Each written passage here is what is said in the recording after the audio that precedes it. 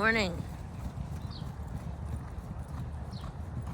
Well, what about the Claiming Crown coming back to Churchill Downs? I can't imagine it be anywhere else. I mean, the success they had 2 years ago, and I know the weather played a huge role in it last year, but it was just such a different mood down there. And I guess we didn't have the success we did, so that might make a little difference there. But Churchill was packed. The whole experience at Churchill was unbelievable. It was such a success. I mean, and we obviously we had a good day, so we're partial to it.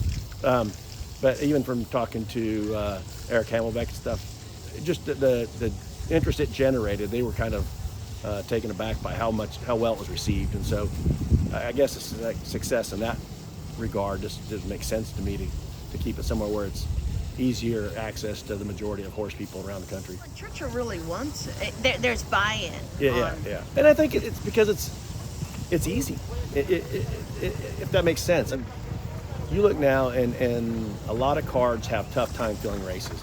That card fills every single time. It's going to fill every single time at Churchill with big fields, competitive fields. It's going to be great wagering, good handle. A lot of people coming through the gates. A lot of people watching simulcasts. Horses are coming from all over the country for it. So it's an automatic day. It's like it's never going to be the volume of Breeders' Cup, but it's like a Breeders' Cup card. A full day of undercard Breeders' Cup races that everybody around the country is going to watch. Everybody in the country is going to wager on, and everybody in the country can participate in some regard. The Breeders' Cup to me is inaccessible to a lot of stables. We just don't have the financial backing. We don't have the blood stock. You're dealing with a lot of barns that have 100, 150, 200 horses.